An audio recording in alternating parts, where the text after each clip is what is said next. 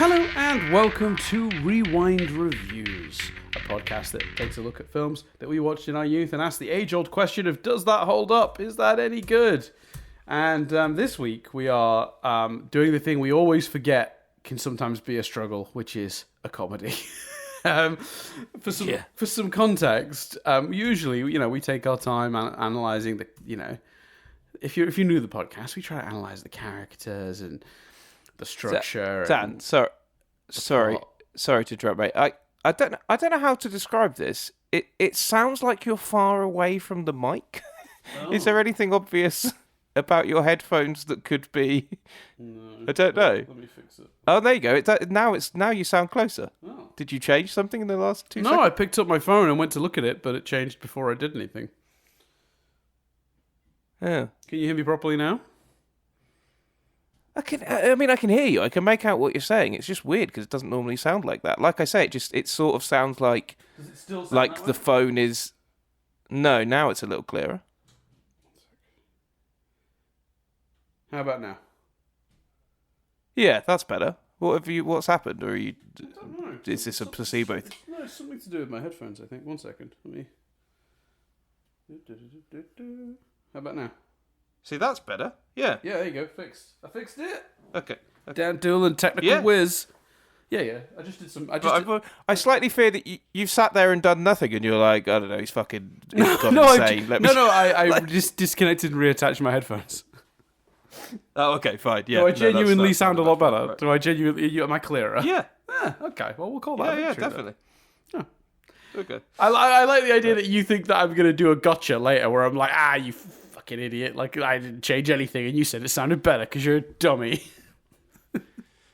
Hey, mate, because before I've had it where like someone's been like, I can't hear you, got bad signal, and I've been like, okay, let me move, and then just moved like an inch and been like, better, because sometimes it just does fix itself. So I didn't know if it was like that sort of thing. No. I disconnected my headphones, reconnected my headphones, and now you can hear me clearly. I'm a hacker man. I'm a real true blue tech whiz. Give me your broken technology, I'll fix it. Listeners, email us in, mail at nothing but static. You got something broke? Mail it to me. I'll fix it. Send it back. Nice. I'm going to set up a PO box. Cool, I'm going to set up a PO box in the UK for Chris to deal with, and then he can ship everything to me here in Korea. I've just realised, like, the reason then I was quite dismissive and was like, right, okay, like, not like dismisses is too harsh, but it's because I was like, right, presumably we're going to restart and none of this will be in. But I've just realised you're talking to the audience, so presumably you're leaving this in. We can start again if you want. I don't care. Well, I suppose, to be fair, you started the podcast with like...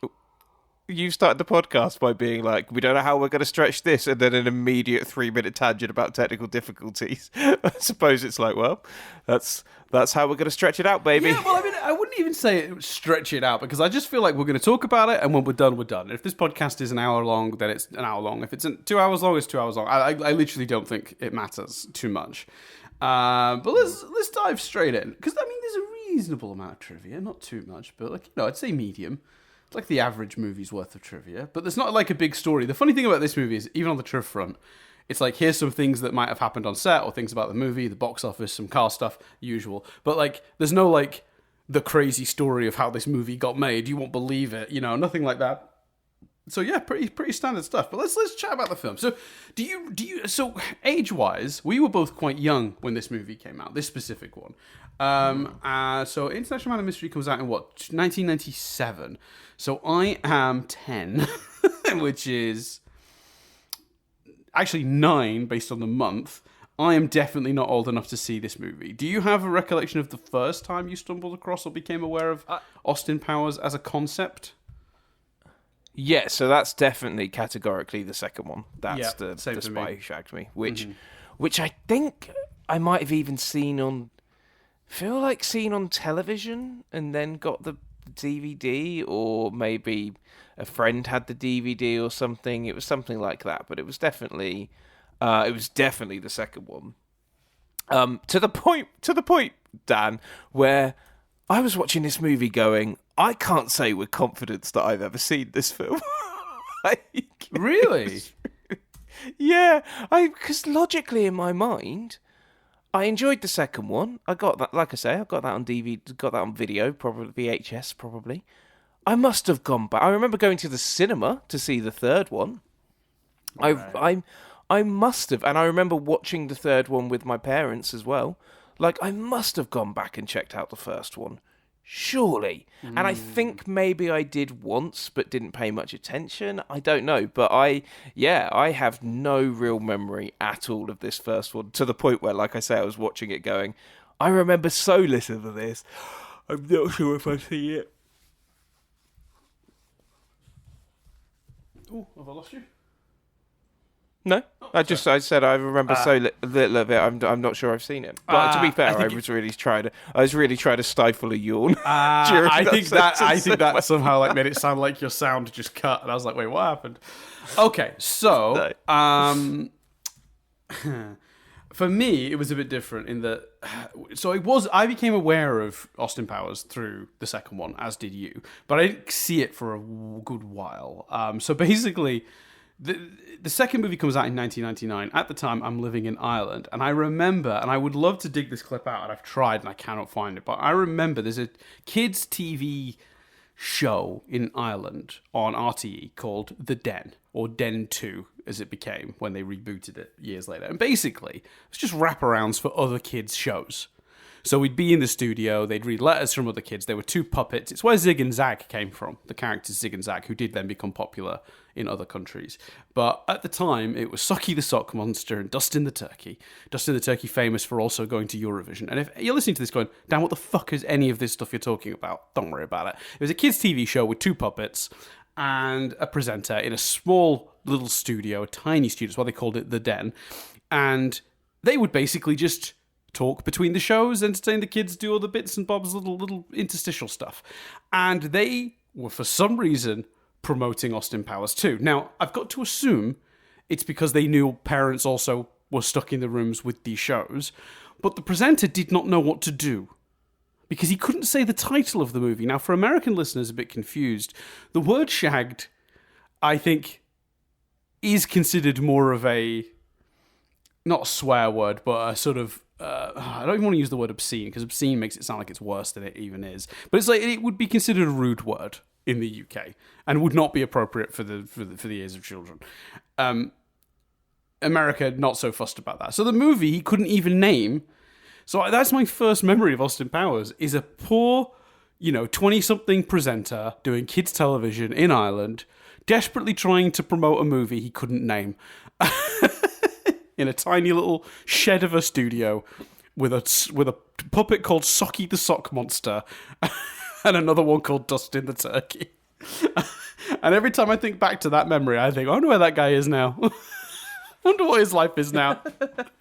Anyway, my point is, it was very strange. And I, as a kid, didn't understand what it was they were promoting. I also didn't care. I found it interesting he couldn't name the movie he was talking about.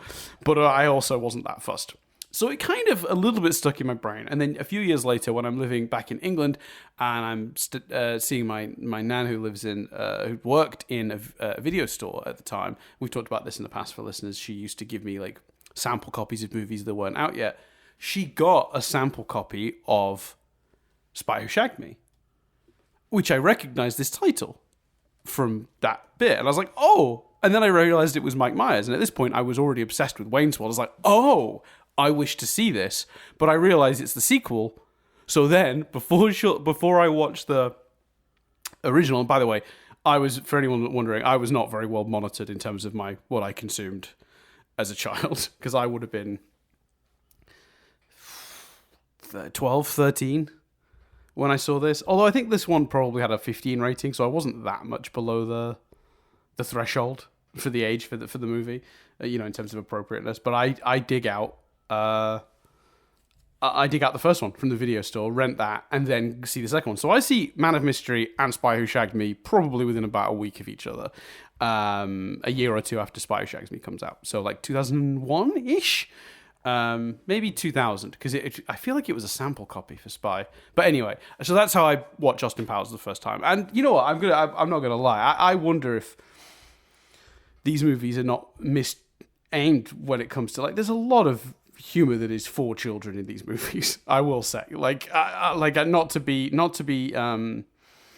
devaluing the work of everyone who put their time and effort into this, but some of these jokes are very silly, like for children, silly, and there's nothing negative about that if that's the tone you want to go for. And you can do it well, which this movie does, then 10 points, like you're nailing it. But I remember finding it very, very funny as a kid and being very fond of them. So the first one I particularly hold a soft spot for, just on the grounds that, like, obviously that was the first one I got to see, and like I watched it in excitement for the second one, which is weird. And then the second one I don't think is as good, or at least Yomi didn't think so. There are elements of the second one though that are more iconic, so it's going to be interesting to watch it as an adult and see what happens. But so yeah, my little childhood Mike Myers loving brain enjoyed this movie very much at the time. Do you remember what your situation was when you finally did see it? Oh, you said you weren't sure you'd seen it, so you definitely don't remember. I'm not 100% sure. No, I feel like I did, and maybe I was like, oh, okay, that's added context to the second film. Got it. Like, I don't remember thinking it was particularly. I don't remember thinking it was as good as the first one.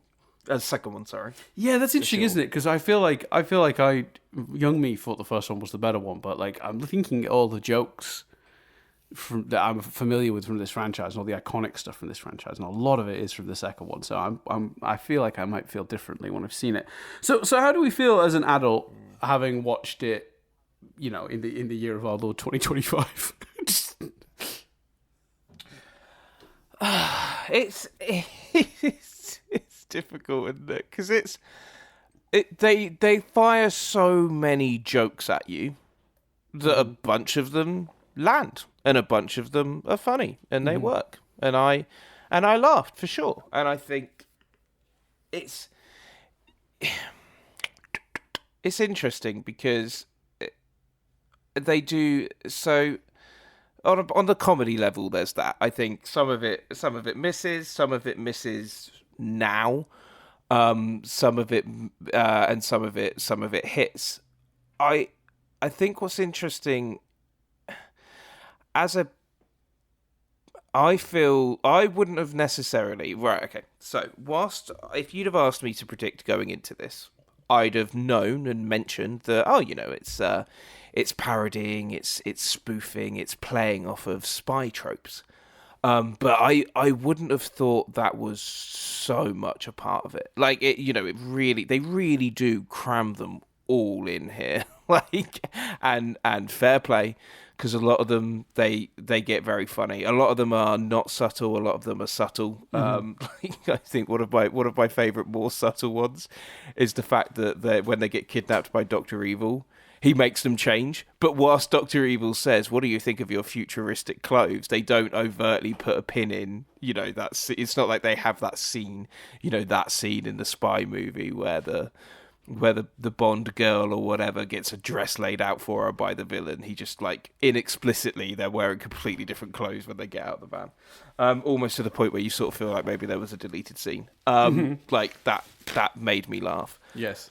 The problem is, there is in my opinion, maybe more character-driven and funnier movie within this premise, playing more on because the core premise of a 60s spy ends up in the modern world is so ripe to explore different things, and I feel like what they concentrate on more is playing on spoofing, parodying the spy genre, as opposed to that side of it. And some of that side of it, particularly with Dr. Evil, is quite funny. $1 million. $1 million's actually not a lot of money now. Like, oh, okay. Like, I'll do this plan. Well, that actually happened. But even that's not a joke about the premise. I think there aren't a lot of jokes. That's maybe a succinct way of summarizing it.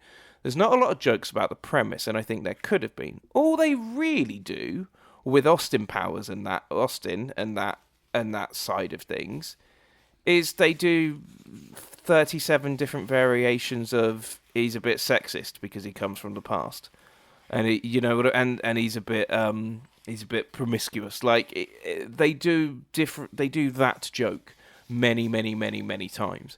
Whereas I think there's so many more things they could have explored, and so much more humour they could have mined from that very, very clever premise of 60s spy ends up in modern day. That's not to say I didn't enjoy this movie, by the way. Like, yeah, it was fine. Like, but it kind of,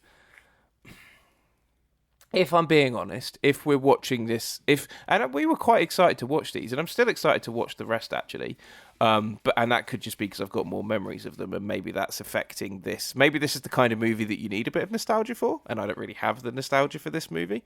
But I think if it had just been like, a Saturday afternoon and it was on telly or whatever, and it's like, oh fuck it, shall we watch Austin Powers? I'd probably finish it and go, oh, that's not as out and out hilarious as I remembered. But it's also hard to say that when there's an awful lot of jokes and an awful lot of them did hit. But I think I just wanted, was I entertained? Yeah. Did I enjoy it? Yeah. Did I want more? Yes. Especially when I think the core conceit of the movie is such a clever premise. And I guess I would have taken, some of the jokes don't hit. So of course I'm sat here going, well, take away the jokes that don't hit and replace that with some real character stuff and mine humour from that character stuff. But, it's easier fucking said than done. So yeah, I think that's my sort of overview thought. What about you? I think we're very close. I think, for me, it's like, what's the movie trying to do? Like, 'cause I think sometimes we forget to judge the movie by its own merit, and not its own merit, its own under its own sort of. Yes, that's very true. Yeah, what is it trying to achieve? Because I think what the movie is trying to be is a sort of pastiche of spy movies with a bunch of jokes hung on it. And is it good at doing that? Yeah. I think if we're judging the movie on its own terms, that's the phrase I was looking for. I believe it succeeds in doing that. Do all the jokes hit? No. But is that a matter of taste? Yes. Will jokes that landed for me land for you? Not necessarily. It could be exactly the reverse, right? The jokes that I laughed at, you might not laugh at, and the jokes you don't laugh at, I might laugh. There's no accounting for taste in that area. But in terms of the film, I think my overarching sort of feeling coming away from it was like yourself, one somewhat disappointment because I feel like it could have been more, like you said. I think there was a real potential for this movie to achieve more than it did, and I wish that they'd been more interested in pursuing that. But can you criticize a movie for not being the movie you would rather it be? Do you know what I mean? Like, if I'm watching, I'm trying to think of two examples of this now. Something like, trying to think of like a more sort of grounded comedy. What's like a really grounded comedy? Like a Ted Lasso, maybe, right? You're watching a Ted Lasso, and you're just thinking, God, I wish this was wacky like Scrubs. Or watching Scrubs and being like, oh, I wish this was more grounded like Ted Lasso. And you just sort of think like, well, that's not what this is.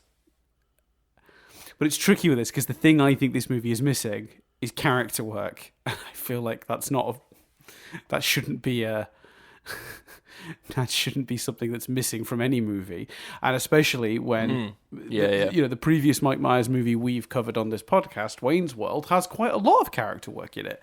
That does a whole gamut of Wayne, going from like this guy from nothing to having so much that his ego grows and he loses his girlfriend and he has to sort of humble himself to get her back. Like, it's not the most complex arc in the world, but it's a really clear arc, and the character goes through a lot. And there's a real drive of plot that's about his wants and needs, and it's really connected to what Wayne wants and needs, and therefore there's a personal connection to it. Whereas here, the way the character stuff interweaves with the plot is non-existent. Austin Powers wants to stop Dr. Evil. Why? Because it's his job. And there's never a sense that Austin Powers has any personal stake in this, other than just being a superhero that wants to stop the bad guy. And, that's fine. And you can totally craft a plot around that, which this movie does. There's a MacGuffin that he needs to stop for the villain from achieving. It's simple enough. And then they just use that as a simple sort of vehicle for gags. And again, I find it hard to be too hard on that because, again, judge the film by its own merits. But there was potential for this to be so much more, and that's what I think leaves you feeling a bit cold with this movie. Well, two things leave you feeling cold. One, that you know it could have been more easily, and two, like there's an interesting idea, as you pointed out, Chris, sat on the table. Like, it's not just that they didn't do it, it's that they really easily could have. You only have to take a few more steps to give this movie that extra dimension, and then I think you connect to it more. You know, if what Dr. Evil's plan was gonna, like... Because there's there's a glimmer of it. I'm going to find the script for this movie in a minute. But if his plan somehow... Because towards the end of the movie, we get a sense of, like, Austin Powers' worldview, right? And he just wants people to be free and have fun, and you know what I mean. And there's an exchange between him and Dr. Evil at the end of the movie that I think is really actually brilliantly written, but it's one very short scene.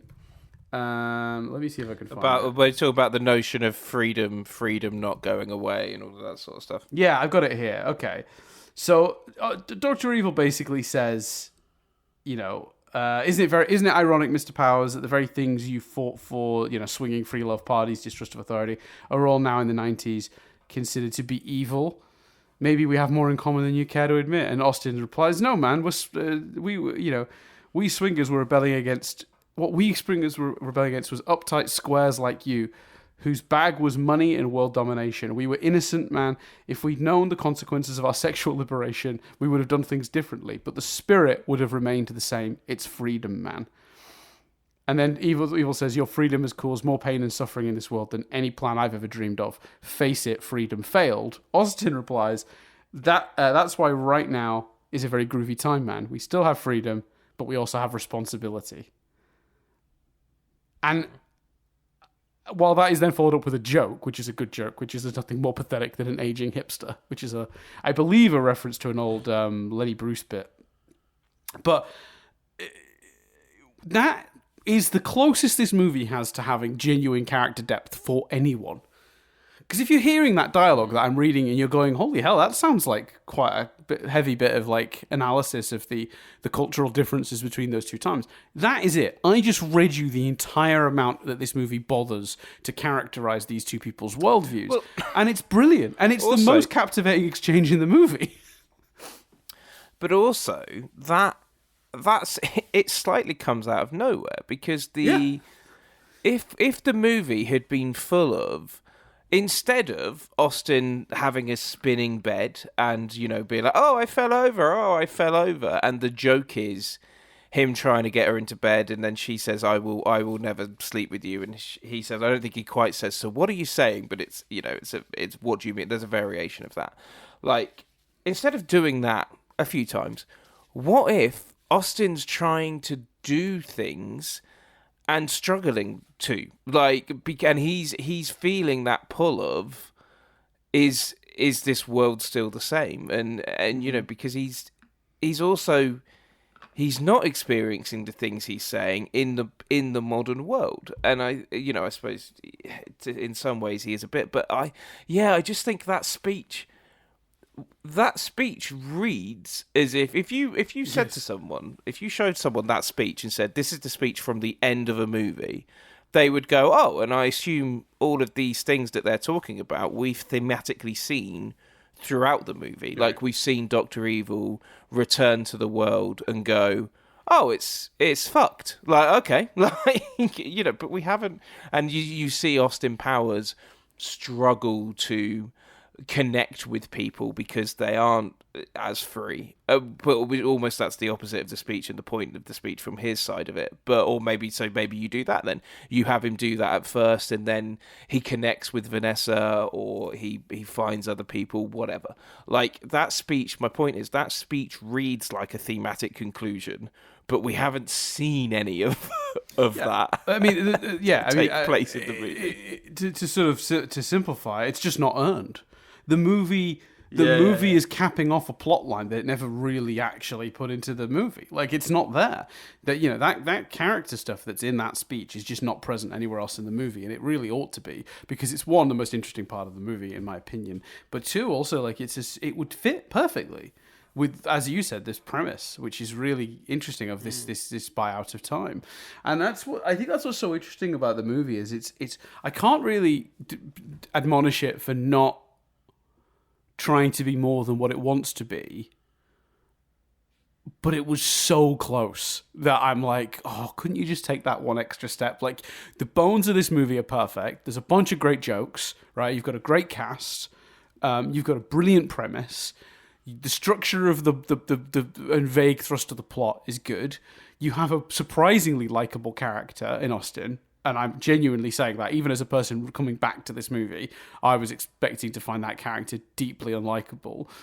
And there is just something very charming about Mike Myers that makes it seem innocent when it isn't. And the movie then earns some affection for him by having him make some choices as the movie goes on, which we'll come back to. Some of the other parts that are closest to character work.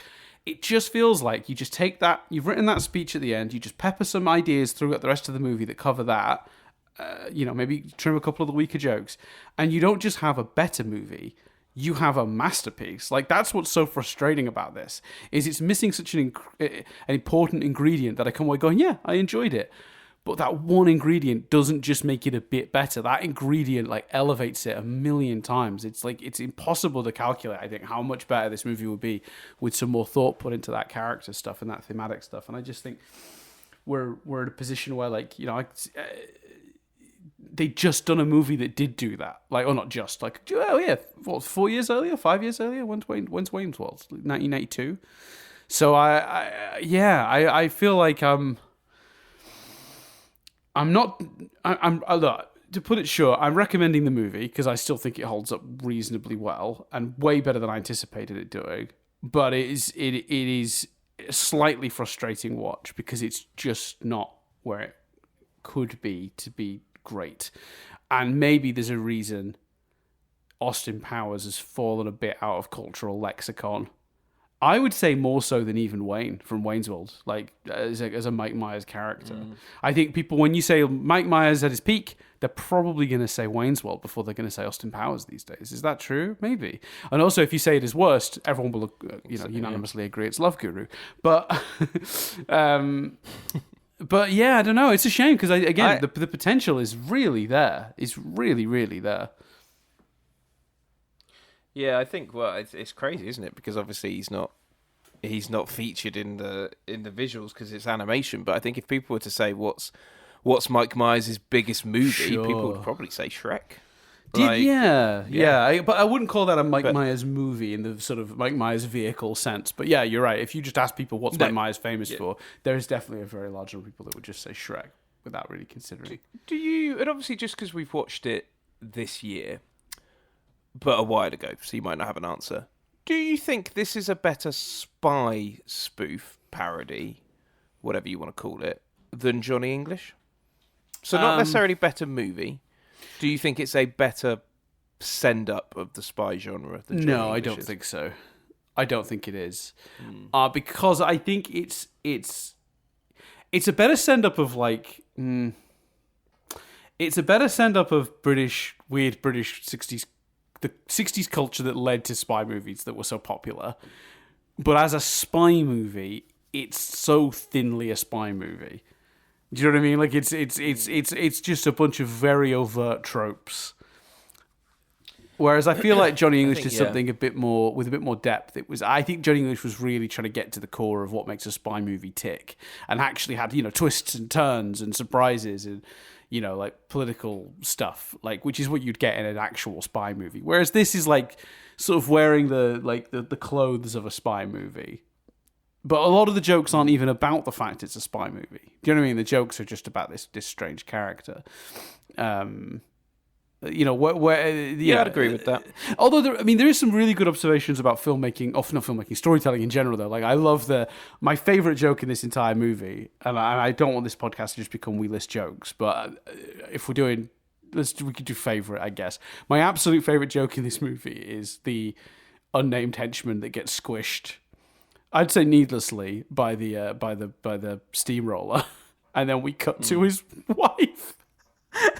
She's like, no one ever thinks of the family of the unnamed henchman, and then we pay it off again when we do the scene later with the other henchman that gets killed, and we cut to the stag do, and he was going to get married the next day or whatever. Oh my god, both of those really made me laugh, because what a good observation about movies. And this is more in general. Again, this is my point, I guess. In terms of spy stuff, this is more of a comment in general about how movies treat like these sort of disposable henchman characters, not just spy movies. But it's such a great, like, well observed bit of comedy about the fact that like no one has ever been sad at the loss of an unnamed goon in one of these movies. Not even the other unnamed goons. I've never seen like James Bond go into a place, shoot the first guy, and watch the second guy go, "Larry, no! You killed Larry, you bastard!" Before James Bond then ends his life. No one's ever done that. I'm not saying they should, by the way. I don't know if that makes the movie better. It doesn't, but it's just a fun observation. But again, it's not based in spy stuff. So yeah, no, I think in terms of actually like analysing what the spy genre is and making jokes about that, I think Johnny English probably did it better. But as a movie, that one is. I'd say this is a better movie. I'd rather watch this again than watch Johnny English, if I'm being honest. Yeah, I would say this is a better movie as well, and I think it's because of the amount of jokes they chuck at the wall, basically. And there's some the ones that hit are funnier than anything that hits in Johnny English, and I think you can really. It's interesting, isn't it? Like, the movies we've done recently, and maybe subconsciously, Dan, there's a thread that led us to being like, Austin Powers, because obviously Aeroplane, you can just feel the influence of Aeroplane over the type of comedy that this is, and it's very, for I assume this came out around 1997. Yeah, it came out in 1997. So obviously, I suppose things like but I feel like, for example, Family, there's a lot of humour in this, which, feels quite Family Guy in that, just let it keep running and running and running. Even the cutaway to the henchman that you've described is a very Family Guy thing. The guy, well, not that it goes on for a long time, that it literally cuts away. Yeah, it cuts away to a bit, sort of a bit within a bit. The one that really got me in terms of the like just keep going until it loops back round sort of idea is the guy that I think Will Ferrell's character who goes under the thing and then he's like and then he keeps talking and then he keeps screaming again. It's the bit that really got me was like, I designed this so I know how to get out. Yeah. For those who don't remember, Dr. Evil pushes a button and sends a guy into like a pit, and he screams. And then Dr. Evil tries to continue his meeting, but the guy just keeps screaming. He's like, "I'm not quite dead. So if you could send some help." Every time Dr. Evil tries to continue with the meeting, it continues to that. Yeah. So you're fully enough Family Guy. Family Guy's only 3 years later? Family Guy's 99, I think. Right. So yeah, there's definitely you can see comedy shifting in a certain direction, and this movie certainly is. It's one of the stepping stones that takes us to where it goes, for sure. Yeah, there was a real modern. It's difficult because I would describe it as a modern sensibility to a lot of the humour, but then equally, we just watched Aeroplane. And everything, a lot of things just trace back to Aeroplane. Yeah, they do. But these things are always like. I mean, I've talked about this for a long time. People always, people who complain about the Beatles and say the Beatles are overrated. I'm just like, yeah, but whoever your favorite band is don't exist without the Beatles. So maybe shut the fuck up. And I'm not saying the Beatles are the only band that important in history of music, but like my point is, any significant artist in music is a huge part in a chain, and I actually think we've moved away from this style of comedy now. That's Family Guy style of comedy that you're referring to, that Austin Powers was a stepping stone to. We've moved on and stepped on more stones from there, and now comedy is in an even different place. It's starting to swing back around to some of that humour. Obviously, we had the Naked Gun remake this year, which did okay. But these things shift and change all the time. And while you can absolutely trace it back to Airplane's humour you can trace back through, Monty Python, and you go even further back than that. So it's like there's a whole. You can clearly see though when you watch this movie where in the chain of events this movie sits, and I imagine at the time it felt very modern. I feel like the sort of humour this movie was doing was in some ways, at least in '97, a bit ahead of its time. I think. Definitely. No, definitely. Yeah. Let's talk a little bit more detail then about some of the, I'm going to say character work, but I mean, it's all very thin. So, I mean, Gosling's character arc is he's promiscuous because he's from the 60s, and by the end, he's going to be a one-woman man, baby, and how we get there is interesting. It's interesting because I think we show that even though he's promiscuous, he has got morals. We have that scene about halfway through the movie when I've forgotten the name of Liz Hurley's character, which is not great.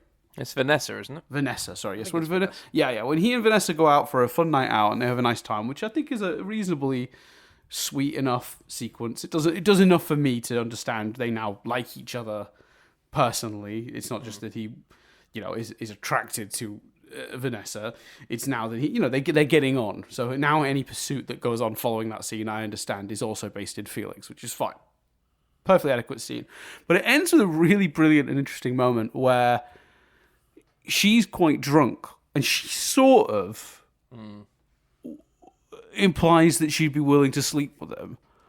And he says no. Because he doesn't think that would be right with her being drunk. And that's not a thing he's learned now he's in the modern era. That's a thing that, he's already got built into his own moral fiber. And it's a line he won't cross. Yes, he's promiscuous. He sleeps with a complete stranger halfway through this movie. Because of his, but that's because that's a fully consensual thing. And he's that's what we do. But it's interesting the way they draw a line really early on in his morality. And I think it's one of the ways in which they make him a likable character. They make it clear that it's all good in the hood if everyone's on board and capable of making those decisions. But the second she's drunk, he's absolutely against it, which, considering how aggressively he pursues her earlier in the movie, I was quite impressed with that choice from a writing perspective. Yeah, I really liked that. I really liked that scene, and like you say, it's one of the few scenes that add a bit of character depth for him. The other one in line with that, I think, is whilst it's a joke mainly, and there's humour to it, or I think the scene exists for that. But the scene where she goes to him and says, "Oh, I'm really worried. I've been known to be jealous, and I'm really worried that I'm being paranoid that something's happened with her." And he goes, "Oh, don't you've got nothing to worry about. I shagged her." I think there's actually, whilst it's like I say, played for jokes, he's telling her the truth. He's not lying. He's not trying to hide it. She's come to him and said, "I think this," and he's gone, "Yeah, you're right." And maybe you could argue it's a bit insensitive the way he tells her. But he is telling her that he is, like you say, being moral. He is telling her the truth. Yeah, and I mean, and you could argue that the reason he's telling her is because he doesn't think it's a big deal because of the time he's come from, which is part of the story and part of what's going on with his character. But it worked quite well, I think. The other thing they did with his character, which frustrated me because again it was a hint of something interesting that they never follow through on, it's him feeling not cool anymore. There's a scene when he goes to the bar and he orders a drink that's not cool, and then these girls see him in his outfit and they're giggling at him, and he gives them the peace sign, and they're like, "The peace sign? What year is this guy from?" That sort of thing. And he looks sad for a minute because he's maybe realizing that he's not cool. And I think there's something in that as a premise too, the idea that this guy from the 60s who was the coolest, most what's the word I'm looking for? The most sort of because the thing is, they make it very clear in this movie that it was his personality, his charm, and his being cool that made him, an attractive prospect to women and got chased by women back in his day. And I like that idea. I like that he was just beloved, despite the fact he's got those teeth, which we'll talk about the teeth. I want to talk about the teeth. Not for too long, but I do want to talk about the teeth. But I like that they do that. And then the idea that he would come to today and he would be rebuffed because he's just sort of cheesy and not cool today, and seeing him deal with that's also interesting to me. But the problem with that is he is sort of one of the reasons his character is quite likable, I think, is kind of because he's he doesn't care what anyone else thinks. That's kind of what makes Austin Powers cool as a person. Like, there's nothing cooler than a person who does not give a shit what you think. And I feel like if you really want to do that plot, you've got to change that about his character, and I don't know if you can. So then I'm kind of like, why put that in? But yeah, maybe that's just me being too picky. I don't know. What do you think? Does that make sense? Did anything I just say make sense? Yeah, I think so. I would say that makes sense. Yeah, because well, I guess I would say that makes sense because I think I agree with you. Yeah, because it's like, it is interesting, but I just don't know how you'd explore that without hurting the character or what I like about the character. Yeah, I think you have to, especially because fundamentally, the villain of the piece is called Dr. Evil. So, to some degree, you sort of have to do evil and good. So you can't have too much juxtaposition in Austin Powers, because it takes away from that and what they're trying to do there. Yes. Okay, Chris, can I be honest with you? I just got an unrelated... I just got goosebumps because I'm on IMDb with the Austin Powers IMDb page, in case I need to look up the cast quickly or anything. And you know how when you're on IMDb at the top of the page in the window, they just play random trailers and shit. They just played a trailer for the Last Airbender live action series, the second season. And I wasn't really paying attention to it until I saw a certain person in green. Oh, God. And it looks fucking awesome. The way to make this episode about a comedy film longer isn't to randomly. No, but look, I'm just gonna. I'm reporting back my honest. I got caught out for a second there in our conversation because a completely soundless 10-second clip from the new series of Last Airbender basically just gave me goosebumps because my favorite character just appeared in live action in front of me mid-conversation. So if I seem distracted for a second there, that is why.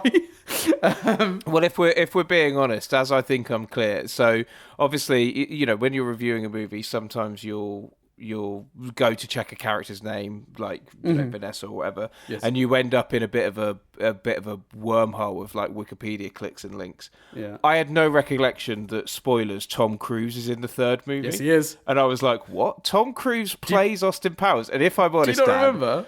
I was distracted by the opening. I now remember the opening sequence. Yeah. But I'll be honest, I was slightly distracted by that. So just about 30 seconds ago when you said, I don't know, what do you think? I'm like, fuck, I can't say with confidence what I think because I'm not sure I've taken on board what he said. Look, we both allowed ourselves to get distracted. I think you did a better job of still being in the moment than I did. But I was listening. The juxtaposition thing, it's a big word, proves I was listening. But I didn't, as I think is clear by the way I just go, yeah, no, I mean, nothing to add. Yeah, essentially. Yeah, well, that's also fine. Let's talk.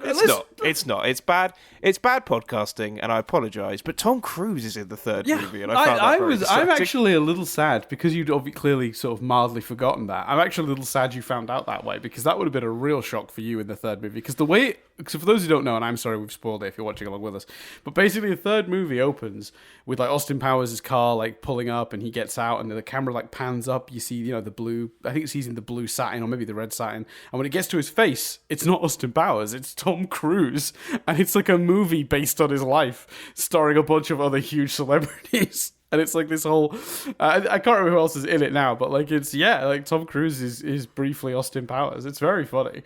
It's one of the best bits of that whole movie, if I'm being honest, from memory, because that movie's not great. Yeah. What? Well, Michael Caine's very good. I seem to remember. But anyway, we'll talk about that one when we get there. Mm-hmm. What do you think of Dr. Evil? Because obviously it's just a character, deliberate, and again, you have to judge the movie to some degree on what the movie is trying to do. The character is called Dr. Evil. He is an archetypal, stereotypical villain.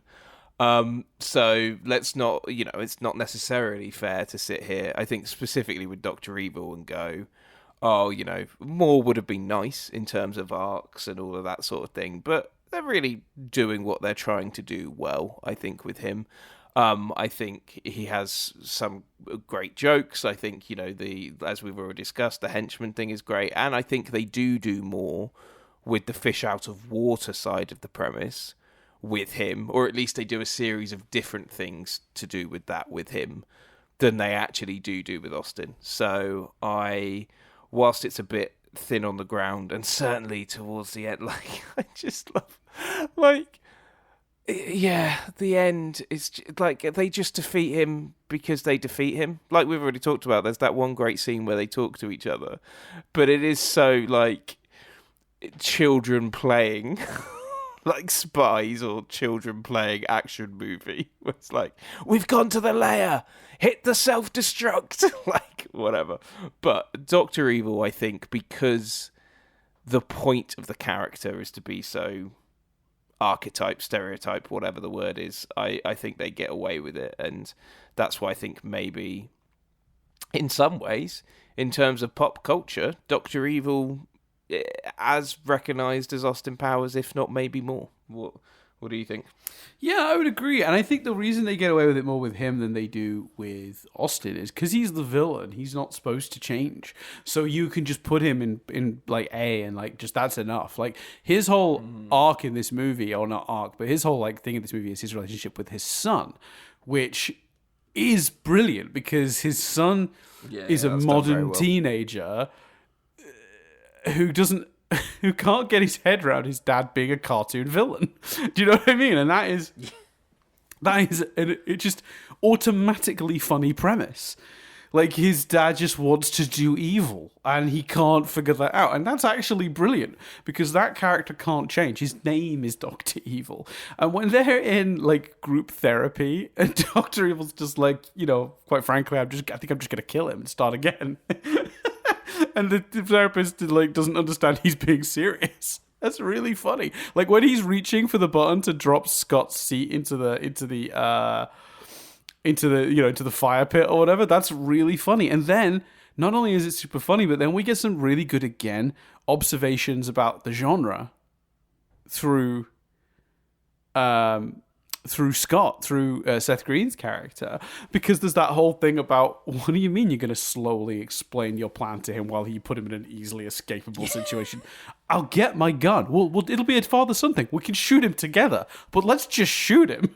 That sequence is amazing, and it's both and that's... Go on, sorry. Sorry, go on.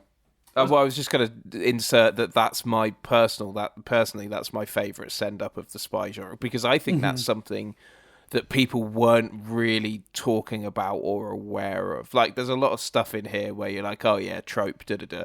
But that one, I remember people at the time being oh fucking yeah, how mad is that? That happens all the time. It's a really clever observation. And I think it's been done in different ways, in different formats since. So, and maybe, to be fair, has been pointed out in other things that came before it. But I think it's easy to forget how in 1997 that was a really funny feeling, felt quite fresh observation. Yeah, and I think not only is it a good observation, but it's this perfect. We're both doing an observation about the spy genre and also a character thing for Scott and Dr. Evil. If nothing sums up their relationship better than that exchange. Even when he wants to be evil like his dad, he doesn't get it. Because his dad wants to be evil in the sort of Bond villainy caricature way. And Scott's just yeah, but surely the goal is the act. And the act is you wish to kill Austin Powers. But Dr. Evil's a cartoon character from the 60s. And he doesn't, that's not what he wants. He wants to do this dance again someday. He's happy to be, I'll get you next time, gadget. You know what I mean? That's what Dr. Evil understands his role in this movie almost.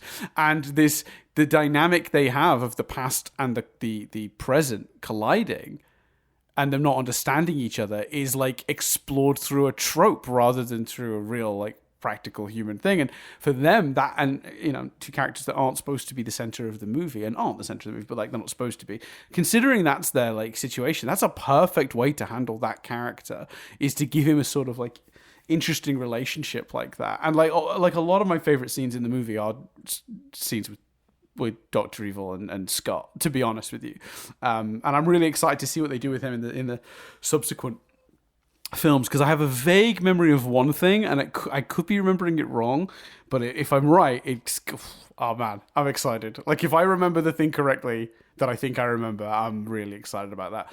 And even crazier, you know the shushing scene? You know that's an improvisation between Myers and Green? No, I didn't know that at all. It's not in the script at all. I think in the script he just shushed him the once, but then Seth Meyers just kept going. He kept going, shutting him up, and it just evolved and evolved, and it became what it became, and it's absolute magic. And credit where credit's due to the performances in this movie. By the way, we haven't really talked about it, but like everyone in this movie is really good. From our main cast, our Mike Myers, who's just absolutely, again, makes a very, very, I think, risky character in terms of likability. He makes him charming. There's a real risk this character just comes off deeply irritating, and then you're watching a whole movie with him. It's going to be a nightmare. Elizabeth Hurley's great. She knows exactly what movie she's in, and is doing the things she's doing. Is it the most nuanced performance you're ever going to get out of an actress? Of course not. Look at the script. But does she understand exactly what she needs to be this movie's version of a Bond girl? Yes, she does, and she does it perfectly. Yeah, I think this is because Liz Hurley gets a lot of, and we should say, by the way, as well as obviously Mike Myers' performance as Dr. Evil is also brilliant and very funny and whatever. But I'm saving chat about that for later because I have thoughts on that. But we'll go. Yeah, come back to that. I think what's so great about Liz Hurley in this movie, because Liz Hurley has a reputation and has been, her acting skills have been criticised many times over many years, and I've heard criticism levied at her in this movie. Liz Hurley not only knows what movie she's in, she knows exactly what character she should be playing. Yes. And the point of Liz Hurley's character, and I don't particularly like this angle on the character, but I understand 1997, I get it. The point of the character is she is a modern feminist. She's, you know what I mean? She rallies against the things that the 60s represented, because that's not how things are done today. Again, bit of a stereotype, but that's the character. That's the way the character is written. And she has to sort of be, in some respects, the straight man against Austin's more wacky, groovy baby, like shtick and thing. So, as such, that's the role, and she does that really, really well, whilst also somehow walking the line between doing that and achieving that, but also in some moments needing to behave more like a traditional Bond girl and have you believe that too. And I think she's perfect in this movie for this movie. And my memory is that Heather Graham, ramps that up even more. And I think, she's the one that people sort of remember from these movies. But I think it's really unfair to imply that Liz Hurley is acting badly in this movie. I think she's actually she's making very clever choices for the film she's in and the role she's playing. Right. And I think it's both of those things. And I was quite impressed by her performance in this for sure. Yeah, I would agree. And look, whether it's that she made smart choices or just like the script led her down that path or the director helped her figure it out, it doesn't really matter. The performance we ultimately get is exactly the performance this movie needs, and she delivers it correctly. And she does an amazing job in this particular film. I be honest with you, I can't really think of many other Elizabeth Hurley movies. So this, it's not the first time. I only saw that once. Yeah, I'm saying Bedazzled has a reputation, and I think I never saw it, but I think she was in Gossip Girl and got heavily criticised for that as well. But I don't know. But look, here's my thought on that. Is just, I don't know a huge number of other movies she's been in, but in this one, she is perfect. Like, she's great in this movie. Also, obviously, Seth Green, we've already talked about, but he knew, again, we're talking about knowing exactly what movie you're in and what character you're playing. This sort of snotty skateboarder teen from the 90s that he's playing, even though he's probably about 40 at this point. No, I'm sure he's not that old. But let me see. Well, Seth Green age in 1997. Let's see. Oh, he was about 23 at the time. Okay, fair enough. This isn't a Tobey Maguire situation where I'm like, why is that adult man chasing that bus of school children? Someone stop him quickly before he gets to it. More on that next year, I guess. I've lost my IMDb page on Austin Powers. No, here it is. I found it. So because I went off it to check Seth Green's age and then realized it wasn't on there and had to look it up separately. Doesn't matter. Anyway, he's great in this film and he really understands the character he's playing. Also, big again credit to Michael York, who plays Basil Exposition and knows exactly which character he's playing. Again, it's just someone who understands the role and does it perfectly. Austin, I've got some terrible news. He's like doing that whole shtick, like that sort of like weird British. Also, is it just me? And I'd have to look back, right? But does this movie forget to age up multiple characters? Because there's Mindy Sterling's character, Frau Farbissina. I'm pronouncing that wrong. And then obviously Basil Exposition are both in the 60s stuff and the modern day stuff, and they didn't appear to have aged, or at least not massively to me. Now, admittedly, I wasn't paying too much attention in the beginning of the movie, so I should go back and check.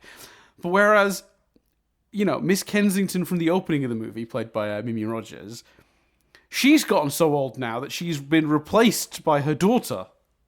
Yet Basil Exposition seemingly looks exactly the same.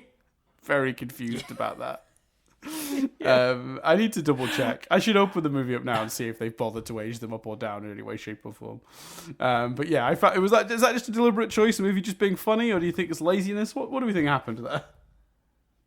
Oh, I don't think people, because you go to such effort with one character. I think it's, I think it's deliberate.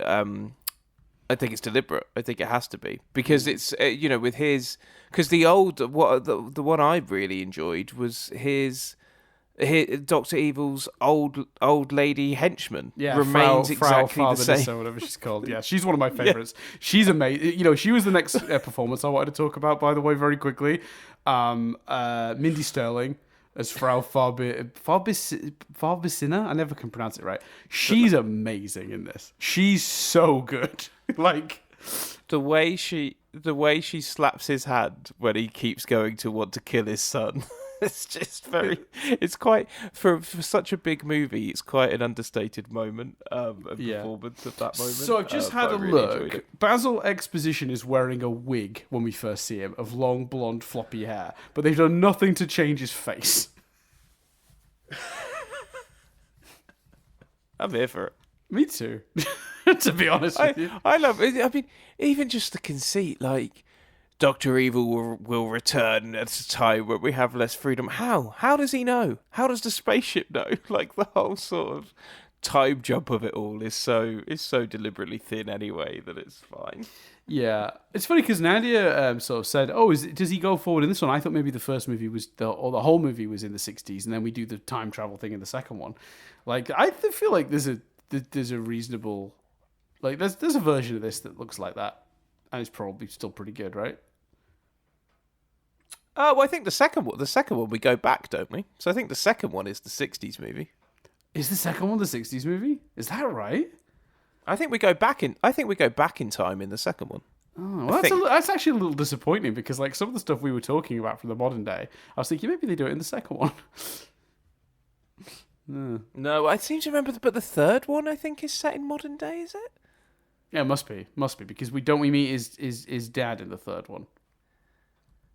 Yeah, but that is, if anything, it would make more sense for that in that case for it to be in the past, because if it's his dad, how's his dad still? Oh yeah, but I do remember that being quite a contentious. Yes. Okay. We'll have to see when we get there, but I'm sure the second one has time travel when it's back to the 60s. I think Heather Graham's character is a 60s character, but again, I could be wrong because I have no fucking memory of this film, so. Fair and reasonable. I'm trying to see if they did with the original Miss Kensington, if they aged her up when she phones later in the movie, but I can't see. I can't. Yeah, I thought it was almost a different actress, wasn't it, or is it? Oh, here it is. She is. No, they've just given her a different, dowdier haircut. So they've not done a lot. Okay, fair enough. Oh yeah, because I've got it here as well. This is the the scene where Vanessa's covering Austin's penis. Here's the like, thing in that with various this though, different what ways. they've done is they've put her in a grandma house and hoped you wouldn't notice. Like she's got like floral, like she's got like old knickknacks on a shelf and like like old like china teapots and like this horrible lurid like granny wallpaper and like, but she doesn't. She doesn't look much older. They just put her hair up in a funny way. In some ways, is that a trope? Like, because, James Bond, the actors change, but they're meant to be, until, like, the deliberate, stated, hard reboots of, like, Daniel Craig's era, they're meant to be the same character. Yeah. Isn't now, I swear there's a bit in Die Another Day where they name his age, and it's like, what the fuck? Yeah. Like, are you implying this is all the same man? I tell you, one of the other tropes that they do get kind of right from from Bond movies is the henchman, the various henchmen, like the guy that throws a shoe, the guy that tries to kill him in the bathroom by like choking him from behind. Like I think is he like an over Irish stereotype?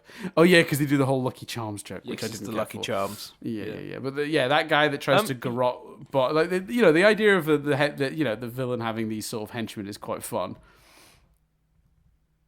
What were you going to say about the performance of Mike Myers as Dr. Evil? Yes, Dr. Evil. Dr. Evil is such an interesting thing because he's like visually like Blofeld, right? He's bald. He wears the sort of grey like jumpsuity thing. He's the cat in the lap, right? So he's Blofeld, directly Blofeld from Bond. But then, like for his performance, he seems to have just sort of like he's decided to do Lorne Michaels. And I know Mike Myers claims that's not who that is. But, I mean, mate, if you believe that, I've got some lovely timeshares to sell you. And an email from a Nigerian prince that's absolutely convinced if you give him a few £1,000, he'll give you 6 million. It's clear horseshit. I just feel like he doesn't want to offend. But it's very clearly Lorne Michaels. And very, very clearly. Like, not even... thank you. Nadia's just come in to... fetch my teacup. I think she's making me tea. So it's just such I don't know.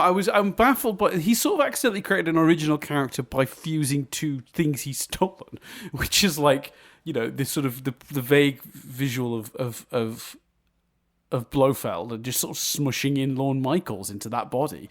I don't know, man. It is a good performance. It's really distinct. It's extremely iconic. I would argue more people these days could probably picture Dr. Evil before they could picture Blofeld, to be honest with you. And that's even with Blofeld having been sort of revived in the Daniel Craig Bond movies. I'm not saying it's bad what he's done here at all. I just think it's such an interesting fusion of two things that's created something seemingly very original. I don't know. It is a good performance. I'm not criticizing that performance. I should clarify, but I can't get my head around what he's created with this character because I know that Dana Carvey as well, by the way, has criticized. Dana Carvey being Garth from Wayne's World, has said that Mike Myers didn't just do an impression of Lorne Michaels, he was doing an impression of his impression of Lorne Michaels. Oh, wow. So says Dana Carvey. Now, look, I the reason I say it like that is this is a lot of he said, she said stuff, and I don't think if two people are doing an impersonation of the same person, it's gonna come out similar, isn't it? It's gonna come out similar. There's only so many ways you can impersonate the same guy, right? There's 100 people doing Trump impersonations right now. Do you know what I mean? Like, half of them sound like each other because they're all doing the same guy. I don't know. I don't know, man. I'm not going to talk too much more about that. But Dr. Evil's such an interesting character. He's obviously in heavy makeup when he does it too. But yeah, I don't know. It doesn't. I will say, to the movie's credit, it never feels like he's having a conversation with himself. Like, it does feel like a different performer. I never was like aware that it was Mike Myers having a conversation with himself in any scene. To be honest with you, which is the biggest compliment I can pay him, I think. Yes, and something that you don't necessarily get in some Eddie Murphy movies. Yes, yeah, where it's clear it's just Eddie Murphy having a conversation with himself over and over again. Yeah. No, it's really well done. I would say actually they do it. It's that's partly the makeup, I think. So I credit to the makeup department for making the two men look so distinct and unlike each other. Somehow we've managed to talk about this for an hour. There you go, Chris. We did it. Yeah, there we go. Do you have anything? Do I have any other notes? Oh, look, a lot of vagina. It's not a great joke. I know people talk about that one a lot. It's not a great joke. I know that we're sort of playing on the whole, like pussy galore, like, you know, but yeah, it just, I don't know. That one didn't land for me. Yeah, that's fair. And this, I think my only other note, and this feels like I should have more to say on this, but I don't. I guess because of the nature of the note, I really feel like whilst the whole movie is plot happens, I really feel like the third act and the finale is just go here, this happens, go here, this happens, movie's over. Yeah, There's fair no, apart from that speech that we talked about. You're exactly right. It's like a cartoon. It's like you just, you know, Danger Mouse is going to save the day. Like, you just sort of like, you're not even, there's no tension. There's no sense of will Austin save the day. It's like, yeah, he will, but we'll do some dicking about for a bit first. Which is fine, because some of the dicking about's very funny. Him trying to do a 3-point turn with that long car in that hallway is one of my sort of favourite jokes from the movie. Yes. So I can't really, do you know what I mean? Like, I can't. There's so much of the dicking about is where a lot of the jokes come from. We do actually, there's another character moment we haven't talked about, actually, which is later in the movie when he comes across the fembots. And he makes their heads explode by doing his mojo, which is kind of like a visual gag that I'm sure, again, so that's one of those gags that I think is probably funnier if you're a kid. You know, like when he's naked and she's hiding his body parts with various objects. That ends with her sort of biting a sausage that lines up with his crotch in the background. You know, that's the sort of humor that I think children would be amused by. And I know it's like technically a rude joke, but I don't see an adult really laughing at that. Well, I don't know if they maybe not specifically the sausage moment, but there's some stuff within that sequence that is quite funny and clever. You know, the notion of it being a magnifying glass is quite amusing, and the way he moves and she moves as she's spinning it round. Like, I think I have no desire to see it in the second one, and I think we do see a version of that entire sequence again in the second one. Yeah. Well, we do it. Don't we do it at the end of this one too? Doesn't he come out nude again in this one? Like at the end of the movie, and we block a bunch of it out. Do we do that gag? Am I misremembering? I think so. No, maybe we don't. Does that happen again? No, you know what? It doesn't. Maybe it happens in the sequel. I'm just remembering that. Right. So yeah, I think some elements of that sequence are quite funny, but yes, maybe it gets a bit, when you say it out loud, she bites a sausage and it's in front of the place where his penis would be. Yeah, and there's the one where they blow up a balloon and it's in the place where the penis would be. It's like, yeah, we just did this gag. You know what I mean? Like, I don't know, man. Some of that stuff. Yeah, but what I was getting to, sorry, we got distracted. Him doing the little dance and getting naked, and well, not naked, but like down to his pants, and making the fembots' heads explode with his mojo. Well, that scene's not great, but it does lead to what I think is a sort of nice character moment when Vanessa then comes in and is like, he's like, it's not what it looks like, and she's like, oh really? And then he's explaining and she just goes, okay, I believe you. And it's like, that's a nice moment because that shows they've got a certain amount of trust between them now. And of course, she believes him. He's already proven earlier in the movie that he's not willing to lie to sort of protect himself about stuff like that. Like, she already knows full well that if he'd slept with them or whatever, he'd be honest, because he was very honest last time he slept with a random person. So that's quite fun. Yeah. I'm all for that. I think that's good. Other tiny little notes. I like the idea of number 2, and I like the idea of a guy that's like, you know, he ran Dr. Evil's empire in his absence and just made it a successful business, and now he's annoyed Dr. Evil has come back and wants to do stupid world domination plans again, because he's like, this isn't going to make you any money. You were making money, millions, from your legitimate businesses that I crafted. The only thing I don't care for with that is how quickly he's then dispatched, because that was a good idea. Yeah, again, I think that's another really good example of I would have loved to have seen more of that. Right. That was an interesting idea that we didn't play out to the full. Yes, I also like the little implication that Frau What's-Her-Face is maybe the mother of the child, because they mentioned that Scott was conceived through like I guess a sperm sample Dr. Evil left behind. I think they say, but like we don't clarify, whose eggs were used, or if it was how that worked. But I wonder if there's a moment when she sort of they exchange a look basically. Frau what's her face and Scott, and I did wonder about that. So yeah. Also, just random celebrity cameos we haven't talked about. There's tons of those. Oh, did you have any thoughts on the potential for that? The relationship. Well, wondering whether I was musing on whether they'd explore that in the sequels was going to be what I had the exact same thought. I'm not sure. I have memories of some things they do in the sequels, but I couldn't quite remember if that's something they actually explore or not. But they certainly hinted at it here, I feel. We should talk about some of the random sort of cameos. Like Rob Lowe showing up is quite fun. Obviously, he knows. He knows Mike Myers from working with him on Wayne's World, so maybe it was just doing a favor for a buddy. I'm trying to think who the other ones. Obviously, Will Ferrell. Although Will Ferrell was more of a Saturday Night Live guy at this point, wasn't he? He hadn't really had his big, his own big hit yet. That was my assumption when he turned up. I was like, oh, presumably this is 97. He's not Will Ferrell yet. Oh yeah, Christian Slater's in this movie. We forgot about that one. Christian Slater just plays like a random guard that like Austin Powers hypnotizes. It's really strange. It's a great scene, but it just was a bit it's strange. Because Christian Slater was a big actor at this point, so I don't really know what the Christian Slater would have been sure. For sure. So I don't know. Have I got any other notes? Let me check. Oh, the fake teeth. We should very briefly talk about the fake teeth. Okay, just for a second. Hold on. I didn't. Sorry, I didn't. According to Wikipedia, Carrie Fisher's in this movie. Yes. Oh yeah, that's another one I forgot. Yes, sorry. Yeah, Carrie Fisher is the therapist from the group therapy.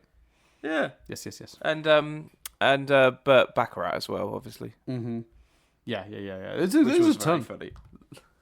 There's a ton. Yeah, the Burt Baccarat one is good. Although I don't believe Carrie Fisher or Christian Slater are officially listed in the cast in like the credits. They might be, but one of them isn't. I think. Is it Christian Slater that's not credited?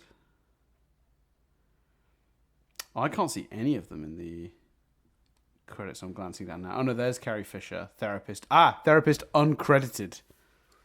Yeah, so cool. Carrie Fisher does not go credited for some reason. Rob Lowe, decapitated henchman's friend, uncredited. So he doesn't go credited either. Christian Slater, easily fooled security guard, uncredited. Okay. So yeah, a ton of these people just didn't get credits for some reason. Even though they're in like multiple scenes. That's crazy. Like all three of those that I just named have like multiple lines and sequences. That's madness. Anyway, the teeth. Let me just briefly say I hate the teeth. I don't think it's a funny joke. I know that they're kind of playing on the, dental care has come a long way, so he's got bad teeth, but they're also playing on the stereotype British people have bad teeth. And I just, no, thank you. It looks ridiculous, the piece he wears, and I'm glad they fixed it for the subsequent movies by just letting him have his own teeth. But it's not a funny joke. It doesn't come from a good place. It feels weirdly mean-spirited, even for the rest of this movie. It doesn't add anything to the movie, and then they fix it. It just makes the character look silly for half the movie. So no, thank you to the teeth. All right, Chris. Yeah, I think, like you say, it's slightly mean-spirited, maybe, but then maybe we're being sensitive because the joke is obviously, the joke is British people have bad teeth. But I guess so. I would never rule that out, but I would like to think that there have been many movies we've seen in this where there've been elements of jokes at the expense of Brits that I've enjoyed and or ignored, and this one stuck out. So maybe you're right. Maybe there is a bias in there, but it just didn't feel like it worked at all. It didn't. Yeah, it didn't stick out as much to me, to be honest. But I see where you're coming from. I see what you did there. Didn't stick out as much. Very good. Very good. Right. No, not even deliberate. No, I'm just chucking them out for free. Last sort of larger question, actually, a sort of central discussion point, because we talked a lot about, comedies not aging well for more sort of just a modern viewing. We talked a lot with this with Dumb and Dumber. Dumb and Dumber did not hold up to modern sensibilities, we found. And I don't mean that the jokes weren't funny. There's some stuff that would now be considered inappropriate or offensive. I think this held up pretty fucking well, if I'm being honest with you, Chris. I was expecting to find a bunch of really inappropriate or mildly offensive jokes in this movie. I don't think there's anything that really got my back up. Can you think of anything? Maybe I forgot some stuff from when I watched it. I watched it like a day or two ago.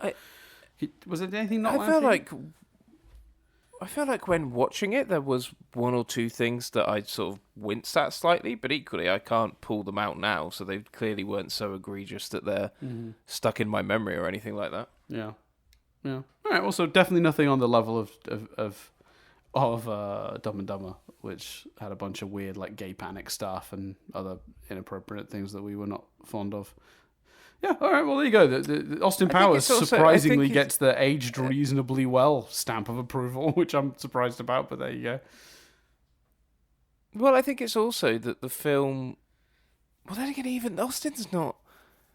Whilst he's, whilst he's horny, he's not sexist or anything, is he? To be fair, like I was going to say, I think part of the way they get away with it is, Liz Hurley's character is there to sort of say, no, your view of this situation isn't necessarily right. But actually, he's not being sexist. He's not being derogatory. If anything, he loves women. I suppose maybe maybe did I wince at the condom thing? But I don't know if I did, because I found the not the first bit of the joke, but the second bit. So he says it's something like only sailors wear condoms. Didn't particularly laugh at that, but when she then said not in the 1997 they don't, or not in 1997, and he goes, well, they should. They're going from port to port. I really found that bit funny. Yeah, that's funny. That's a good gag. Yeah, that was a very well constructed joke. Yeah, it was. Yeah. There's a few like nice little verbal back and forths like that in the movie. Yeah. So on the whole, gets the aged surprisingly well stamp of approval. I'm a little shocked to say that. I think I went into this a little bit ready to be making a list, but for moments that didn't play out very well. But no, nothing. All right, let's do the thing. Hit me, Chris. Let's triv it up. I'll give you some trivia. Mike Myers chose to do this movie over doing a third Wayne's World movie. I don't know if it's just because he'd done two of those and was thinking like, I should take a break, or if he was just like, no, I'm done with Wayne's World forever. But yeah, he was eager to move on from Wayne's World after the second one. Part of the influence for this film can actually be seen in a sketch he did for Saturday Night Live in I can't remember exactly, like somewhere in the 80s, I guess, which was like several of James Bond's nemesis complaining about his seeming invulnerability and how much easier it should be to kill him. You put him in a room with 100 guys, they all shoot at him, somehow they miss, that sort of thing. So yeah, it's you can definitely see the early thinking of that here. But apparently one of the bigger influences is a British TV series from the 60s called Adam Adamant Lives. Which was an Edwardian adventurer who is revived in the 60s after being frozen by his sort of arch nemesis, the Face. And he's bewildered by swinging 60s London and continues to fight evil with help from sort of the granddaughter of his old sidekick. So you can sort of, the DNA for what this is definitely in that for sure. Myers has sort of said in interviews that Austin Powers is sort of created based on a couple of of his own family's loves, things that he was exposed to when he was younger. So his father really loved British comedies and actors like Peter Sellers and Alec Guinness. He always wanted to play an English character in a comedy.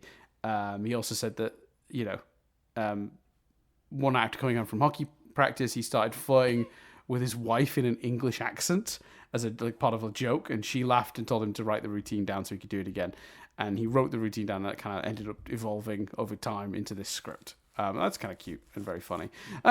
We should talk briefly about that, actually. His British accent's pretty good, right? I mean, he's doing a very affected, like... Yeah, definitely. Yeah. Like, you know, it's a very silly sort of, like, 60s voice, but it's reasonably convincing as those things go. Yeah, I thought that worked. Again, it's one of those things where I wasn't, in the way that we're not going, oh, it's Mike Myers talking to himself. At no point was I going, oh, it's Mike Myers doing a British accent. So yeah, I think it works. Yeah. Apparently he used to dance around his own house in the buff, so as his wife suggested, he do the dance in the movie. And it sort of becomes a trademark of the franchise, him dancing half naked. They continue to do that joke in the subsequent ones. We already talked about this, but it's worth noting that, you know, Dr. Evil's appearance, bald head, grey suit, scar over his eye, cat on his lap, is obviously based on Ernst Stavro Blofeld from You Only Live Twice in 1967, played originally by Donald Pleasance, which is funny because for those who don't know, Donald Pleasance ended up being in the Halloween franchise where he fights a serial killer called Mike Myers. Well, Michael Myers, but it's very funny to me.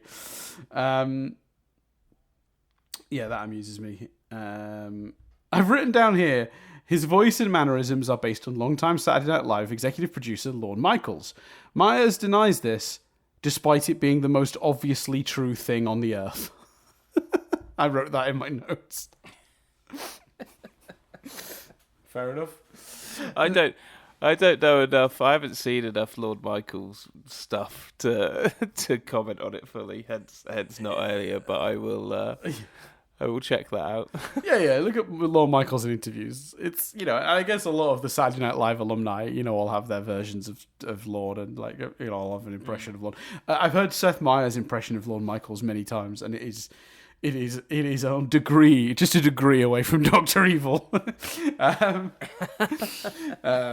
And yeah, obviously interviews with Lorne himself. He's quite a private guy as it goes, but you could definitely find video and interviews of him if you wish to investigate yourself, which I encourage. Myers wanted a Bond girl from an early James Bond film to be the therapist who runs the group therapy. He asked Honor Blackman, who portrayed Pussy Galore in Goldfinger. She politely declined, which I think is totally fair. As a result, he turned to the other movie franchise that inspired him the most growing up, Star Wars. And he'd had very fond memories of Carrie Fisher as Princess Leia and offered her the role, and she accepted, hence her being in the movie.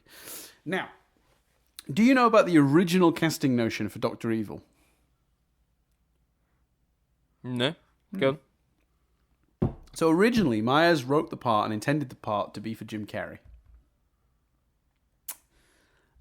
I think about... That makes sense. But I would say, I'd like to see what that looks like, but we got that in Sonic, didn't we? So...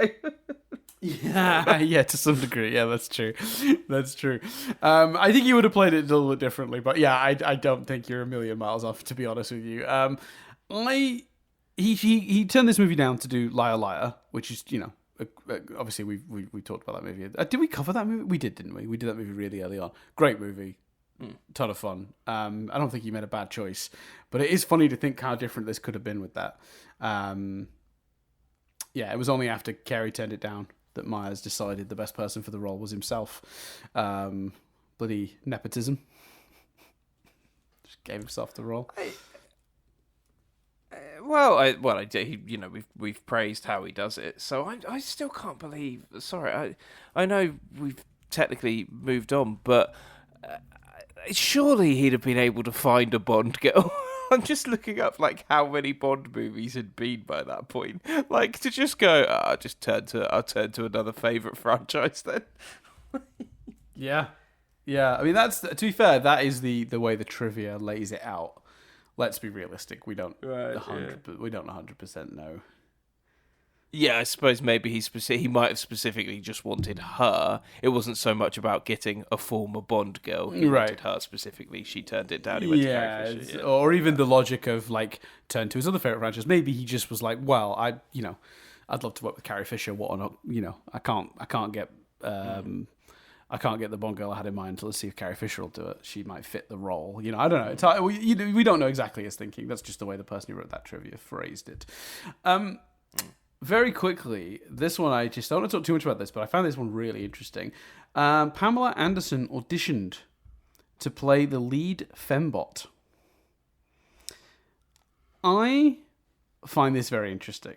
So, when this movie comes out in 97, she's leaving or has left Baywatch and is looking to expand her career and do more acting roles outside of Baywatch.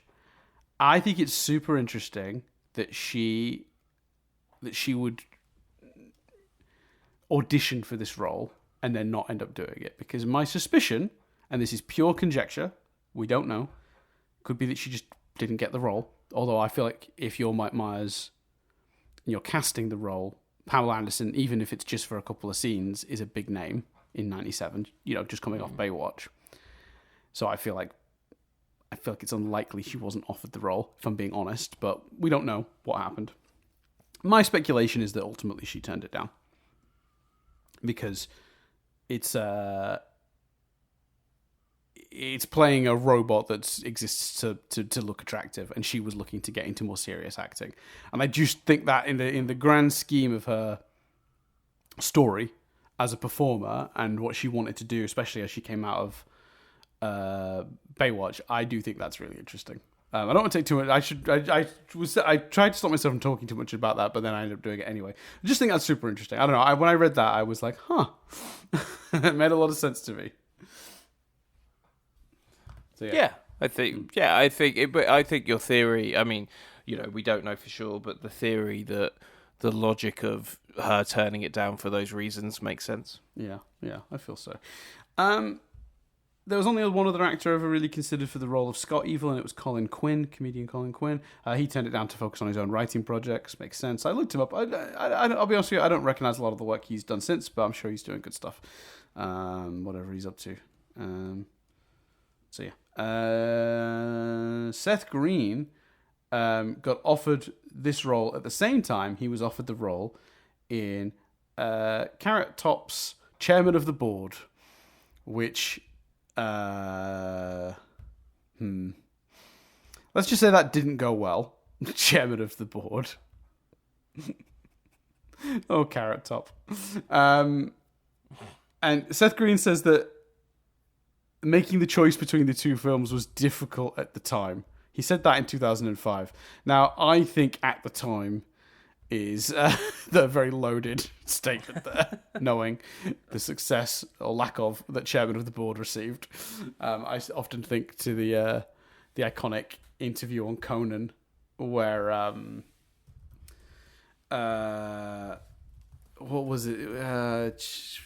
Norm Macdonald absolutely destroyed Carrot Top and Chairman of the Board while they were supposed to be promoting that movie. It's one of my favourite chat show clips of all time.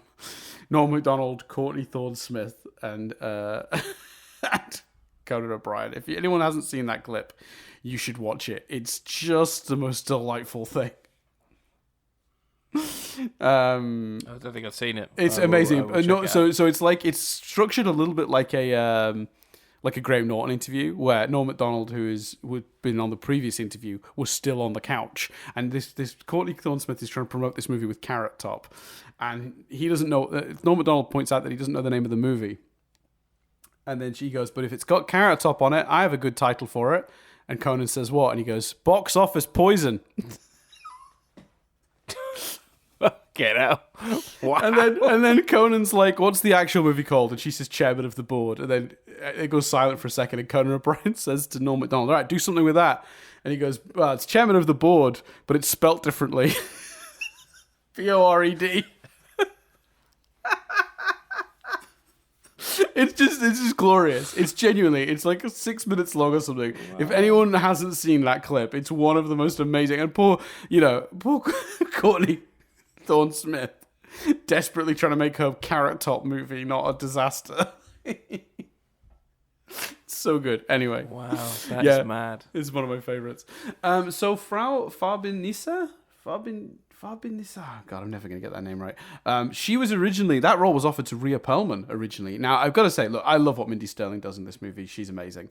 But Rhea Perlman, that is a I mean, that is an amazing bit of casting. Sad it didn't work out. And actually, Rhea Perlman does say that it's one of the roles she regrets turning down the most.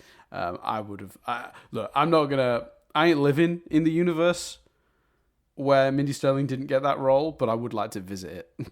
Just have a look. Does that make sense? Yeah, totally. The quartermaster clerk, from the whole one Swedish made penis enlarger joke, is played by Neil Malarkey, who's a member of a Comedy Store Players in Britain, a one-time comedy partner of Mike Myers. They actually toured together as Malarkey and Myers in the 80s. So it was just one of Mike Myers' old friends just popping up for a small scene. It's a great little scene, that one. It's fun. Especially the book. The book actually kills me. Oh, the book! I meant to bring that up. Yeah, just another great example of just keep going. Yes. And when he you actually released this book. Oh man, it's called One Swedish Made Penis Enlarger and How It's My Bag Baby or something. Yeah, brilliant. That was very good. Yeah, it's a great gag. Weird little bit of coincidence. An Austin Powers movie came out every single year. When every year an Austin Powers movie came out, it came out the same year as a James Bond movie every time. So when Tomorrow Never Dies comes out in 97, so does this one. World Is Not Enough comes out in 99 alongside Spy Who Shagged Me, and Die Another Day comes out the same year as Goldmember. Now, Daniel Craig has gone on record to say that he believes Austin Powers is actually like responsible for really harming the James Bond franchise, because people weren't taking the Pierce Brosnan era very seriously because it was getting so thoroughly mocked by the sort of campier Austin Powers, and this is why Craig's Casino Royale reboot went in such a dark and gritty direction. So in a weird way, we have to thank Austin Powers for Casino Royale, which is hilarious. I look. I know it's not as simple as this, but I'm sorry if you make a great movie, then that wouldn't matter. Correct. Like, do you know what I mean? Like, I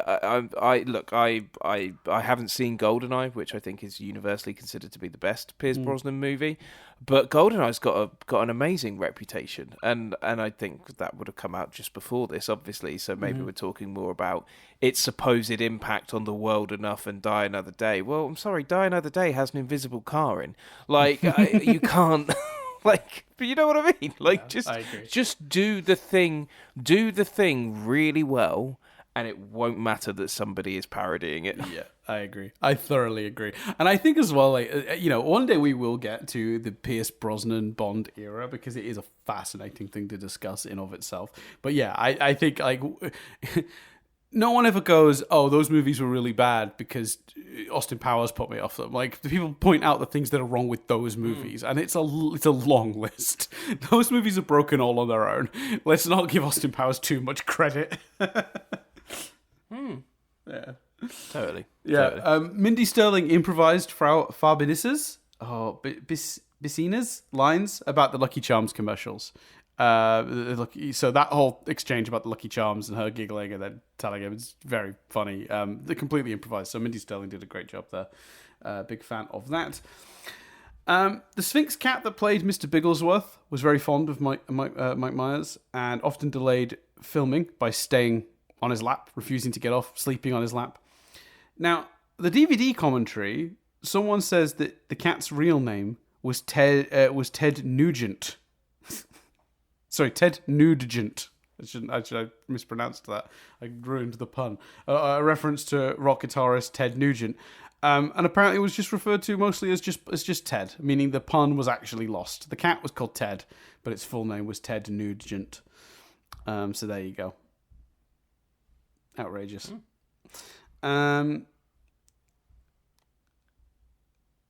Oh yeah, in the Las Vegas bar scene where Austin flashes the peace sign and is laughed at, Mike Myers originally wanted Austin to be drinking a Zima to show Powers desperately trying to be cool and failing, but in the movie he's drinking a Tab Cola instead. Cause, the owner of Zima, were actually originally keen on the idea until they realised they were being mocked and then quickly pulled out. That's quite funny. Now, Makes sense. This one's one of my favourite bits of trivia we've ever done, Chris, because this is just, ridiculous. Oh, we haven't even talked about who directed this movie. Sorry, this movie was directed by Jay Roach, who directed Meet the Parents, and this year's, what was it called? The War? The one with Benedict Cumberbatch and... Oh, wasn't it just called The Roses or something? The Roses, that was it, because it's based on the War of the Roses. Yeah. It's just called The Roses, or whatever it's called. That movie that came out this year with Olivia Colman and Benedict Cumberbatch, that was also Jay Roach. But yeah, Meet the Parents fame. But he basically said that the America Online on Austin's computer, it's product placement, and it's there because he got a free year of service from them. So this wasn't product placement in the sense that the studio got a paycheck to product place AOL. The director personally got a free year of internet from them. Wow. Okay. So that's fun. That doesn't seem right, but I suppose, like you say, it's also quite fun, to be fair. Just made me chuckle that you got personal kickback out of that. Austin's glasses are modelled after the ones worn by Michael Caine's character in Harry Palmer in the Ipcris File. Because of this, Michael wore the original glasses when he played Austin's father, Nigel, in Goldmember. Dr. Evil's signature pinky to the lips gesture is based on a similar mannerism of Dr. Rex in the 1964 Twilight Zone episode Number 12 Looks Just Like You. So there you go. Vanessa's last name is Kensington, a way for Mike Myers to pay homage to his own acting debut. At the age of 12, Myers appeared on the Canadian sitcom King of Kensington, where he played a con artist boy scout in an episode called Scout's Honor. The rocket ship Dr. Evil uses is based on an actual figure that was mounted to the roof of a Big Boy restaurant in Scarborough, Ontario, Canada, a suburb of Toronto where Mike Myers grew up. So there you go. What else we got? Elizabeth Hurley and Mimi Rogers asked and were allowed to keep their tight leather outfits.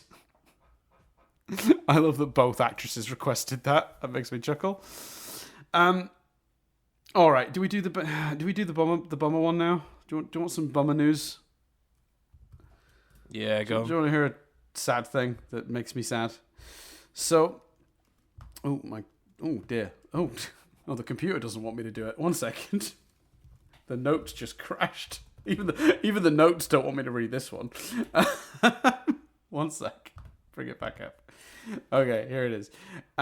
So Joe Sun, the actor who played Random Task, is currently serving a lifetime prison sentence for the torture of a 19-year-old in 1990. He did it in 1990 and was not caught until 2008 after a DNA match linked him to the crime. According to the victim, she unknowingly had a copy of this movie in her home. And it wasn't until after she figured they found her attacker that she realized she had a movie with him in it in her home the whole time. He was sentenced in 2017 to an additional 27 years for murdering his cellmate, and he's now facing a maximum sentence of 275 years. So fun. Wow, that's a bummer, huh? Yeah, there's not much to say on that. Not good. Not great. Obviously. So imagine, it's hard to imagine though, isn't it, to have been attacked by someone, them not get caught, not know who it was, just an anonymous stranger out there, and then at some point, you've watched. She owns the DVD. She's watched Austin Powers, and then years later figures out that the guy from that movie was the one who attacked her, and she has it on her DVD shelf. That's such a mind fuck. I can't even imagine it. I mean, I'm glad that seemingly the victim was okay. Less so for his poor cellmate. But yeah, bad dude, bad bloke. Yeah, crazy. Now, bit of a weird one for this. Box office. How do we break into this one? So this movie suffered slightly at the box office for in the UK, which is why they were hoping it would do quite well. Princess Diana's death happened very shortly before this movie came out, like 2 weeks. Obviously, they took out the joke that you probably saw in the movie, Chris. Did you see the version of the movie you saw had the Diana joke in it, right, from the beginning of the movie? Yeah, it did, yeah. So that joke was obviously removed in time, but it didn't really do much to save the movie's performance in the UK box office. Now, admittedly, nothing did well the week or the weeks following Diana's death in the UK cinema. People just didn't. I guess people just weren't in a cinema-going mood. The first movie that did become a big hit after Diana's death in the UK was The Full Monty, which was a huge hit shortly thereafter. And apparently, some people credit Full Monty's success to people being ready and needing some cheering up following what happened. Bizarre. But the movie then went on to do very well in the UK, Austin Powers, that is, on the DVD market at a later time. So, yeah. So, I've got here some trivia that says this movie was a modest success at the box office and became a bigger hit on DVD and video. Now, I'm sure that is somewhat true, but I'm going to tell you the budget and with that in mind, I'm going to see if you can guess. So keep in mind, they've said it was only a modest hit, right? That's what they've said here. The budget was $16 million. What do you think its box office was, Chris, considering they said it was only a modest hit? Like 24 million, something like that? Yeah. 67. Yeah, no, that's not a modest. That's over 3 times its budget, isn't it? Yeah. Yeah, Chris. It's exactly right. I mean, it's a quarter, I think, of it. It's a little under a quarter. So if you doubled its budget, let's just say the marketing cost as much as the budget, which is usually, well, certainly back in the day was the rule of thumb. Let's say they spent $32 million to make and then market the movie. It made 67.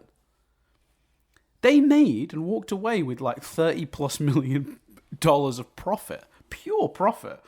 And that's then not even including the fact that trivia came loaded with the sentence, it was a much bigger hit on video and eventually DVD. So this movie made a lot of fucking money. That's what I'm going to say. Yeah, I can completely understand why it got a sequel with those numbers. Yeah, and look, I'm not going to bury the lead, Chris. The sequel did even better. Like the sequel, 10 times its budget. So the sequel was a huge hit. Like that's $30 million budget, $300 million worldwide box office. So we'll get to that more when we talk about next week's movie. But obviously, much bigger film. But like that is crazy that anyone would consider that only a modest success. I think that's an absolute slam dunk. We invested $30 million, we got $67 million back. Like, yeah, good work. All right, that's a hit. That's just a hit. Yeah. I would agree. All right, let's do this last little bit. It's time for Cars Exist, everyone. So, now this is the first time, Chris, in the history of Cars Exist, I think, where I've actually known what the car was at a glance. Myself. This is, of course, the iconic Jaguar E-Type. The specific model is a 61 model. It's a 2-seater series from the open 2-seater series. Series I, actually, sorry. Series 1. It's a great car. Oh, is it a good car? One of my favourite cars of all time. And I don't like cars that much. I'm not a big car guy. But my God, do I love that E-Type Jaguar. It's the best. It's fucking perfect. Yeah, I again agree. It's the first time that I was like, "Oh, it's a Jag." I didn't think. I must admit, I didn't go, "Oh, when Cars Exist comes up, I'll know it." But yeah, I did realize it was a Jag. Yeah. Well, I think in the later movie he refers to it as the Shaguar. I think that's a running joke in subsequent films. It's a great joke. I'm here for it. If I was to own that car, though, I don't think I'd have that paint job. I think that's a bit much. But it is a really nice car. If you look up that car in like a normal paint job where it's not the Union Jack, yeah. it's a very nice car. Now it's time for everyone's favourite sub-segment, Guns Exist. I wasn't going to do this, but when I was going through the trivia, there was just tons of shit about guns. But I'll do them real quick.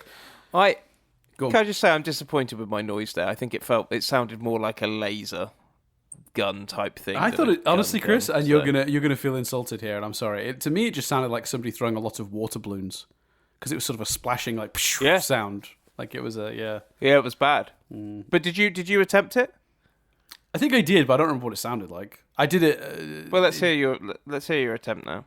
I want to see if you. I just want to see what you would do, bearing in mind that's what I did. Well, I just did it then, but you talked over me, so I don't know. Do I do it again? Go again? Do I get a third go? Yeah. Okay. Uh-huh. It's not great. I'll be honest. Like your headphone, I can't hear. I didn't hear that. Presumably, your headphones. Your speaker blocked the bat as a bat. Like my speaker thought it was like that. like an extra. Like my headphones thought it was filtering me out, like doing the noise cancellation. There's disruption. Yeah, that's funny. That's so weird. You know what, Chris? It'll be a lovely little surprise for you when you inevitably listen to this podcast, which as we both know, you do. Nah, who the fuck would kill it? You're never gonna know. Never gonna know. Could you voice note me? After your gun impression? Yeah, sure. Oh, thank you. No. So the handgun that Austin uses is a Walther PPK S380, which is the same weapon used by James Bond. So that's a deliberate reference, you see. Now, it's a bit of an anachronism because that gun was created as a result of a Gun Control Act in '68 for the American market. So the gun didn't technically exist in '87, which is the year Austin is pulled from. So he does sort of have a gun that's out of time also, a year out of date, a bit of an anachronism. His has a weird custom finish in nickel instead of the standard polished bluing, obviously. Pearl grips were added for use in some scenes, but not all scenes. In others, they were changed back to the standard black plastic grips, which, of course, I didn't read this anywhere. I knew that myself. I noticed it. This was probably to prevent damage to the pearl grips during stunt work. So they gave it pearl grips basically to make it look distinct and like he's got a unique weapon that's like his. But then they didn't want them to get damaged during the scenes where they were using the gun, so they went back to the standard plastic ones and then changed them back later for like shots where he was just sort of holding it. There were 3 identical guns used on set. One later got donated to a museum about that particular brand of gun maker, and the other 2 remain in the inventory of the studio. Independent Studio Services, which is the company that supplied guns for the film. They still had them in stock when they used the next 2 movies. So Austin actually uses literally the same gun in all 3 movies. Like physically, it's the same prop. Oh, wow. Used in all 3. They didn't like remake it or anything like that. Vanessa, on the other hand, uses an IMI Desert Eagle Mark V semi-automatic pistol chambered in a 357 Magnum. Sure. Of course. Like why? Yeah. Why? You and I were texting about that the other day. We exactly were.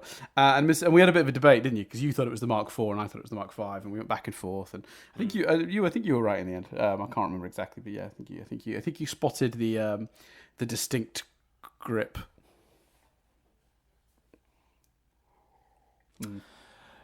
Yeah, I've got nothing. I don't know where to go. You don't have anything to tag on to this excellent riff? Fine. I'll do the last piece of trivia and then we can move on with our lives, Chris. Distinct grip. Nothing I thought of was gonna work. Yeah. Yeah, I don't know what I would have done in your shoes either, mate. Other than making a joke about the grip having like a picture on it. You know, distinct picture of like a lion or something on the grip. I don't know, whatever. Anyway, look, last piece of trivia. Mrs. Kensington uses a 32 ACP C-Camp LWS pistol during the 1967 sequence. We did it. Guns and cars both exist, everyone. Well done. Well done. Nice. How are you feeling? I'm still, despite some reservations, I think we would both recommend this movie. We both think it's very funny, and I'm still pumped and excited to watch the next 2. Yeah, I'm very I feel like I'm going to enjoy the next one. It's one of those things where I know I feel safe now because I'm just like, well, it didn't age really poorly. There were plenty of good jokes, and even if the next one is as thin on the ground with character work and stuff, I know it's still not going to feel like I've wasted an hour and a half of my time. You know what I mean? Like, I still feel like I'm going to at least be entertained for an hour and a half. So there's really no reservations. There's no concern. I'm like looking forward to it almost. Like, yeah, okay, this could be good. Even if it's like the worst version of it, like that I can imagine now is still going to be a recommend. I am more fearful of the third one. I feel like the third one, it's going to really fall off a cliff. I've got concerns. Yeah, but if it, I almost think if it falls off a cliff, that will entertain me too. Do you know what I mean? Like, I'm not fearful of that with it. Well, I'm more fearful of like having to waste an hour and a half of my life on it. I guess that's where I'm at. How long is but I think one? that would. I don't know. Oh, I thought you meant recording the podcast after. Oh yeah, okay, an hour and 38. So the first two are about an hour and a half too. So it's in line with the others. It's about an hour and a half. They're all about an hour and a half. Yeah. No. Michael Caine's always charming to watch. Yeah, I'm not worried. I don't remember if Beyonce is actually any good in that movie. Yeah, I can't remember either. Like I know she's in it. I can picture like her outfit and like the styling they go for with her, but I cannot remember if she's good in that movie. Like I can picture her, I just can't think of the performance. I can't imagine her saying lines of dialogue. Like I just can't conjure any memory of it, which either means she's fine and I've mostly forgotten, or she's quite good, but the character is pretty poorly written.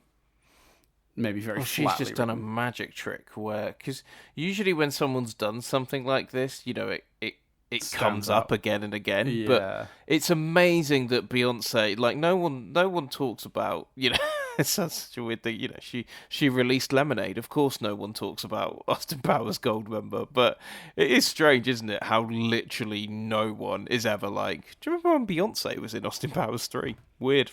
As like a main character, not as a cameo. Like, yeah, she's one of the leads in the movie. Yeah, it is kind of amazing. Yeah. Maybe she's great in it. Maybe she's great in it. I genuinely don't know. Yeah. I have no, like I said, no, I cannot picture what her performance is at all. Zero. Nothing. I got nothing. So yeah, interested to see how that plays out. Maybe it's going to be a revelation, Chris. Maybe we're going to be on this podcast going, this movie is a fucking piece of shit, but give that woman an Oscar. Yeah, quite possibly. But didn't she? I think that's one of the reasons why it's not really talked about. Didn't she do this around the same time as Dreamgirls, which was obviously really, really praised? And did she get nominated for an Oscar for that? I can't remember. Oh, maybe. I don't know, man. Shall I check? Beyonce Oscar. Let's see. She got an Academy Award for Best Original Song. Oh yeah, she's on her way to an EGOT then, isn't she? She just needs to do some theatre work, presumably, to get herself the gong, the EGOT. I assume so. It looks like it was just. Who is close to an EGOT? Cynthia Erivo, Lin-Manuel Miranda, Hugh Jackman, John Batiste, Eminem, and Kate Winslet all just need one more award to get the EGOT. Wow. Wait, which one does Erivo not have? An Oscar, presumably. She deserves an Oscar. What does Lin-Manuel not have? Grammy, maybe? Oh, an Emmy. He probably doesn't have an Emmy. It looks. I don't know, man. I'm a child. Oh, I've got the list here. Okay. So... Oh, Lin-Manuel is missing an Oscar then. He hasn't had an Oscar for one of his songs. Okay. Cynthia Erivo is missing an Oscar, as predicted. Hugh Jackman has an Emmy, a Grammy, and a Tony. Doesn't have an Oscar. John Batiste needs a Tony. He's already got an Oscar, a Grammy, and an Emmy. Eminem has an Emmy, a Grammy, and an Oscar. Needs a Tony. Kate Winslet missing a Grammy. Kendrick Lamar missing a Tony. And Lady Gaga missing a Tony. A lot of these guys are missing those Tonys. Get in the theatre, guys. Sort it out. Let's get some more EGOTs on the board. I was wrong about a lot of things. So one, they didn't particularly come out at the same time as each other. Goldmember is 2002, Dreamgirls is 2006, and it looks like it was Jennifer Hudson that got a lot of the nominations and stuff for Dreamgirls. Well, I'm glad I was able to Goldmember ramble. actually... I'm glad I was able to ramble about EGOTs for long enough for you to double check. Yeah. Beyond, according to, well, at least her filmography, like listed on Wikipedia, IMDb might be different in terms of detail, but only her second role. What, Dreamgirls? So, yeah, no, Gold member. Fair enough. Well, so that's let's. well, that's to look forward to. Look, if you want to hear us talk about The Spy Who away. Shagged Me right now, you can do. Head over to patreon.com/nothingmutstatic. Sign up for as little as $1 a month. Episodes of this go up 1 month early. Although, heads up to all of our Patreon subscribers, just full honesty, like laying it out there. Obviously, we used to have Analysing Avatar go between seasons of Rewind reviews. We don't currently have that, but we are still taking the breaks because we, practically speaking, need them. So it's gonna be a while. When we finish these 3 Austin Powers movies, it's gonna be a while till we're back with Rewind reviews. So just giving you the heads up that if you have the Patreon for the early access to Rewind reviews, cancel your subscription now because that when the last one goes up on the 13th of January, that's when Patreon users will be getting gold member. 13th of January. We won't have another episode up until the 12th of January, February, March, April, May. 12th of May. Like 17 weeks later. So there's going to be a big gap. We need it for practical recording reasons, as you might have noticed. When we started recording this podcast, we were joking about the fact we were recording it like 4 months ahead. We are now like 2 weeks. 2 weeks ahead. We're recording this on the 16th of December, and I think this comes out for Patreon subscribers on the 30th of December. So, we are 2 weeks to the day, Chris, before people are hearing this. So we have fallen behind. So we need those weeks off to sort of get ourselves back ahead so we can keep the weekly schedule. Sorry everyone, bit of a pain, but there it is what it is. Exciting news though, next batch, we're probably going to do the Spider-Man trilogy, right? Comes out around the time of a new Spider-Man movie. Yeah, absolutely, very exciting. Apparently, on a previous episode, Chris, we threatened doing another sort of Harry Potter-esque Spider-Man based bonus series where every episode is a Spider-Man movie through, Maguire, Garfield, Holland, and Spider-Verse. I'm not.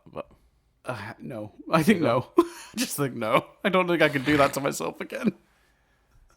I'm not adverse to that at all. Hey, what are you worried about? Spider-Man 3? It's fine. We've reviewed way worse movies than Spider-Man 3. Yeah, you're right. It was just such a slog to talk about Harry Potter for that many weeks. It really took a toll on me, but that is because of the extraordinarily poor quality of those movies, I guess. So yeah, all right, fair enough. Yeah, and I think also it refreshes what we're actually talking about. Like refreshes itself 3 times. All right, well, we'll think about that. But I feel like would people be disappointed if the next series of this was just Spider-Man movies, top to bottom? Oh, I'm not saying we necessarily do it because also so it'd be 3, 3, 2. Would we have to include Venom to make it work? To make it 11 Venom movies. So no, it's 3, 3, 2, 2. Yeah. Yeah, so we would have to include Venom. No, we'd be at 10 movies. Oh no. Oh yeah, sorry, I was forgetting. I was counting only 2 trilogies, but of course it's 3, 3, 2, 2. Yeah, you're right. Yeah. We'd be at 10 movies. Which should be just enough for a series, I think. Anyway, look, we'll that in mind, we'll figure that out. But yeah, thanks everyone for listening. We're big fans of you guys. If you want to support us, you can do the Patreon thing that I just mentioned, or you can just keep listening, tell a friend, review it on whatever platform you listen to the podcast on. All that stuff helps. Keep on doing what you guys are doing. You got any thoughts? Mail at nothingmutstatic.co.uk, or you want to send some tech for me to fix? Send that along. I'll give you guys the PO. Email us and I'll send you with what it is you need to fix, and I'll send you the PO box. Chris can sort that out. Actually, unfortunately, you are unable. I am unable to receive international shipping while in Korea. Unfortunately, the downside to being in a country that is technically at war. I had to apply for a special license to receive packages from international waters. So, and I don't think it's complicated to get, and I think I am entitled to it, but it just sounds like an absolute faff, and I don't really want to bother. So actually, scratch all of that. Don't bother sending me a tech to fix. Send it to Chris, though. Yeah, and what would I have to do? Package stuff up and send it to people? Oh, no, No, my joke was that people would send tech that's broken to you, and then you would get the stuff out the PO box and send it to me. Tech. I thought you were saying text and was very confused. Yeah, I'm not fixing your tech. Yes, I don't. I have. I'll be honest with you. I'll say it like this: I have neither the skills or the inclination. Perfect. All right. Well, on that note, Chris, let's take us home. Do it. My name's Chris Billingham. My name's Dan Doolan. And this review has been rewound.